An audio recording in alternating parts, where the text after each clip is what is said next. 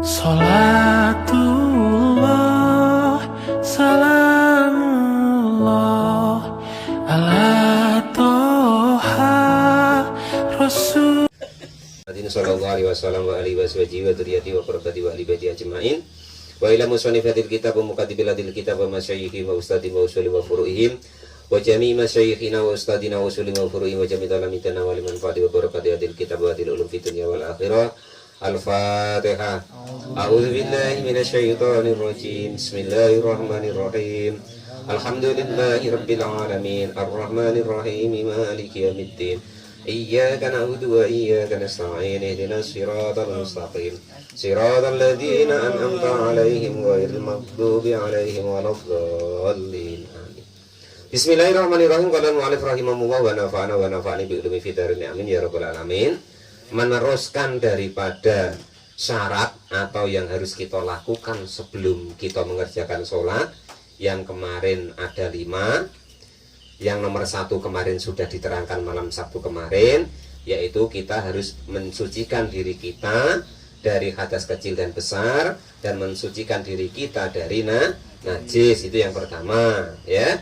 Yang kedua, kita wajib menutup auratnya laki-laki ya dari lutut sampai pusat. Auratnya perempuan kalau dalam sholat ya seluruh tubuhnya kecuali wajah dan kedua telapak tangannya sampai kedua pergelangan tangan, dan seterusnya diterangkan kemarin. Sekarang yang nomor 3 yang harus kita penuhi atau kita kerjakan ketika mau sholat. Wasalisu, dan adapun yang ketiga itu al-wuqufu, diam ala makanin, atas tempat tohirin yang suci. Maka maksudnya kita sholat dimanapun tempatnya, entah di kebun, entah di apa, jangan kira-kira tuh nampak jelas-jelas itu telek babi kok dinggo sholat atasnya, maksudnya yang enggak ada. Atau dibersihin dulu umpama kok ada, baru kita sholat. Andai kan kok di kebun, kalau di masjid itu jelas, ya kan.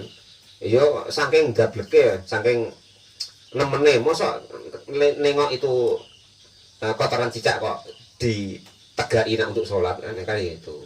Maksudnya harus ketika kita mau sholat, syaratnya tempat yang kita tempati harus suci dari najis. Fala tasihha, maka hukumnya tidak sah apa sholatu syahsin, sholatnya seseorang yulaki yang bertemu. Kira orang laki basa Jawa lho Pak Guru ya. Laki basa Jawa ku kawin. Podo sebenarnya dari bahasa Arab, lako itu artinya bertemu, laki-laki bertemu, perempuan bertemu. Mas Gendon guyu kalau orang Jawa. Jadi kawin itu namanya laki kalau di Jawa. Laki yuk. Pertemuan 2 orang. Nah makanya artinya laki yang bertemu apa ba'du badani, sebagian badannya orang yang sholat tadi, aulibasahu, atau pakaiannya orang yang sholat tadi bertemu atau menyentuh najasatan kepada najis.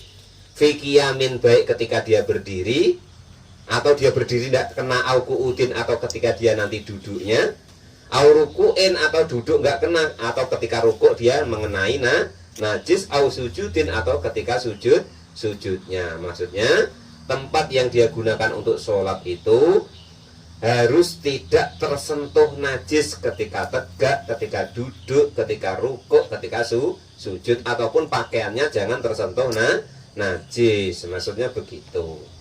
Itu yang nomor 3. Jangan kok ndelodok ana telek ayam malah sengaja gua ambon-ambon jadi. Nah, untuk parfum ya jangan. Itu muridnya Pak Tamrin biasanya. Yang ngajari ya gurunya itu. Aneh-aneh. Apa parfum? Telek ayam lenceng gitu kok parfum. Itu yang nomor 3. Warabiu, dan adapun yang nomor 4 itu al ilmu, mengetahui bidukhulil waktu, dengan masuknya waktu. Aidona, setidak-tidaknya itu menyangka duhuluhu, kepada masuknya waktu. Jangan kok bangun tidur tiba-tiba sholat, walaupun pas itu tidak sah sholatnya, ya. Itu adona duhulu, kepada masuknya waktu, bil ijtihadi, dengan berusaha mencari tahu. Nah itu. Kalau sekarang sih HP ada, jam ada. Ini kan dulu jam belum ada, yang ada matahari. Falau sholat maka andekan sholat siapa seseorang bigori dalika dengan tanpa menyangka atau mengetahui atau berusaha mencari tahu bahwa masuknya waktu, ya lam tasihha maka tidak sah apa sholatuhu sholatnya orang tersebut. Jadi kalau kok tiba-tiba sholat enggak, maksudnya tuh enggak ngira-ngira dulu masuk ke belum ya, nah itu maksudnya, atau enggak mencari tahu, maka walaupun demikian wa in sodafa, walaupun benar apa waktu walaupun waktunya benar, kalau enggak berusaha nyari tahu bahwa ini sudah waktu atau belum, maka sholatnya tidak sah. Itu diingat-ingat itu. Jangan yang bahaya tuh kalau yang ngantuan dulu ya itu. Bukan aku loh Pak, aku cuman ngomong kalau umpama kok pas duduk ngantuk, tiba-tiba malah sholat, nggak tahu masuk apa belum, ya itu. Khotbah belum selesai deh malah komat, ngantuk itu tadi. Nah, itu contohnya maksudnya. Ya sama baik macam itu tuh ya enggak cocok. Jadi harus berusaha mencari tahu bahwa waktunya sudah masuk. Andai kan kok anggeran istilahnya tuh sekenaknya dewek pas pokok tiba-tiba sholat enggak mikir ini masuk waktu apa belum, maka itu walaupun tepat waktunya tetap sholatnya tidak sah. Itu yang nomor 4. Wal khamisu, dan yang nomor 5 itu istiqbalul kiblati menghadap ke kiblat, ayil Ka'bah itu artinya Ka'bah. Jadi menghadap kepada Ka'bah. Istiqbal itu artinya menghadap yang arahnya kira-kira kepada kiblat itu. Kalau sekarang kan ada apa tuh Pak? Kompas. Nah itu kadang ya aneh-aneh wae. Lah macam itu terus kalau kok diurus, Pak ini harus lurus kompas, terdiring-iring ke. Lah itu terus kasusnya tuh begini loh. Kalau kok andekan masjid itu lebih dari 14 atau 16 meter, terlebih dari itu tuh macam mana hukuminya? Itu loh.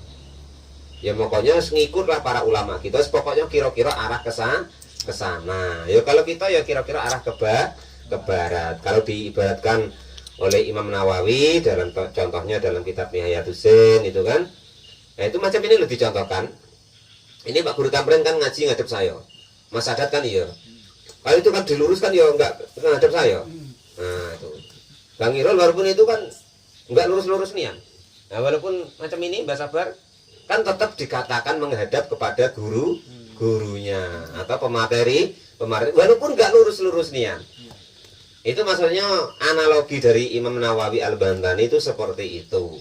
Karena jagoi kalau kok masjid itu lebih dari 14 meter, lebih dari 16 meter, supaya ya tidak dihukumi tidak sah, supaya tetap dihukumi sah. Nah itu begitu. Li'anal musoliyah, karena sesungguhnya orang yang sholat itu yuqabiluha, menghadap kepada kiblat. Wa Ka'batun, dan Ka'bah itu lirtifaiha, karena tingginya Ka'bah.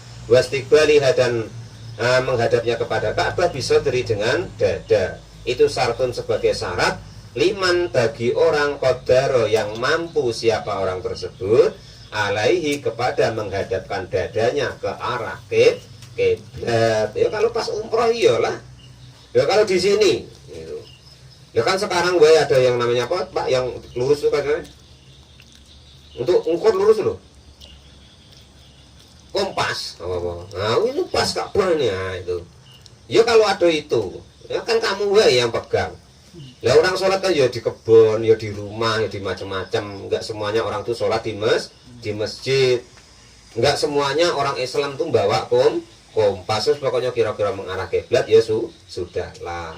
Insya Allah ya sudah dianggap oleh Allah Subhanahu wa Ta'ala. Makanya di sini wastiqbaluha bisadri sartun limang qaddara alaihi. Jadi menghadapkan dadanya ke bangunan Ka'bah itu menjadi syarat bagi orang yang memang mampu atau kira-kira tuh mampu untuk menghadapkan dadanya kepada kiblat. Ya kalau enggak ya sekira-kira wastasna, dan mengecualikan siapa musannif dalika dari hal tersebut, yaitu maka pada sesuatu dakaro yang menerangkan siapa itu yang musannif kepada ma biqaulihi dengan dawuhnya Kiai Musannif. Wa yajuzu dan boleh apa tarkul kiblati, apa tarkus istiqbalil kiblati, meninggalkan menghadap kiblat fi sholati di dalam sholat, fi khalaini di dalam dua keadaan. Dalam dua keadaan ini boleh sholat tidak menghadap kiblat. Yang pertama, fi siddatil khaufi, yaitu ketika sangatnya takut, fi qitalin di dalam peperangan, mubahin yang dibolehkan. Fardhan baik itu fardu karena adanya apa sholatu sholat, naflan atau sunnah. Ketika perang, ya pas memang perang nyonian, karo delik isonya madhep rono, wong musuhnya di sana, supaya nampakmu musuh walaupun nggak menghadap kiblat ya bu, boleh. Itu yang pertama. Lah nanti kok musuhnya dari sana malah kiblatnya ke sana malah membelakangi musuh, mah wadah tembak nggak tahu, ya kan? Kalau tahu kan, walaupun sambil sholat kan, wah. Nah, peluru nyasar wah menggok siti, ya kan tidak kena. Wa fi nafilati supaya ngono lah kira-kira. Wa fi nafilati, dan yang kedua boleh tidak menghadap kiblat tadi ketika di sholat di atas kendaraan fi safari, di dalam keadaan safar atau bepergian, ala rohilati, di atas kendaraan orang tersebut, naik bis, naik